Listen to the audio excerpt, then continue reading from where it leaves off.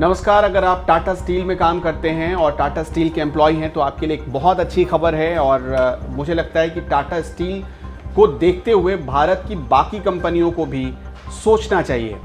क्यों ऐसा हम कह रहे हैं? टाटा स्टील ने दरअसल हाल ही में ट्विटर पर एक लेटर जारी किया है जिसमें टाटा स्टील ने बताने की कोशिश की है कि वो कैसे अपने कर्मचारियों का ख्याल रखती है। इसमें लिखा गया है कि अपने कर्मचारियों और उनके परिवारों की सुरक्षा के लिए सोशल सिक्योरिटी स्कीम लागू की गई है। इस स्कीम के ऐलान के बाद ही टाटा स्टील चर्चा में। इस स्कीम में कहा गया है कि कर्मचारी की मौत अगर कोरोना की वजह से हो जाती है तो उसके नॉमिनी को या उसके परिवार वालों को 60 साल की उम्र तक सैलरी मिलती रहेगी।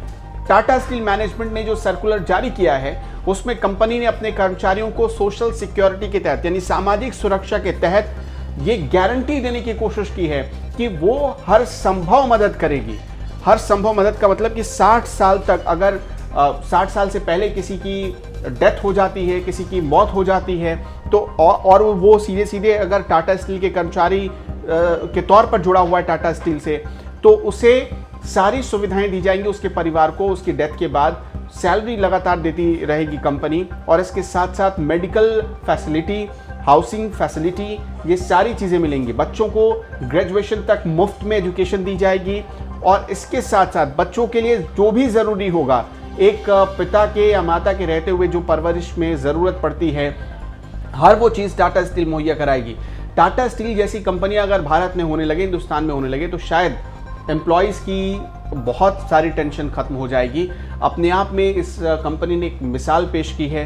कर्मचारियों के हित के लिए जो फैसले लिए गए हैं टाटा स्टील की तरफ से, उसने टाटा स्टील के कर्मचारियों के लिए एक तरीके से बम्पर तोहफे की तरह काम किया है।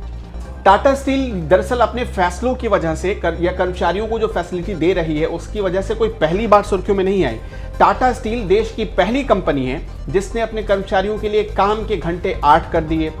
उसने अपनी कंपनी का जो बोनस है वो मुनाफा आधारित कर दिया, मतलब अपने एम्प्लॉयज़ को जो बोनस देती है वो अपने मुनाफे के आधार पर देती है।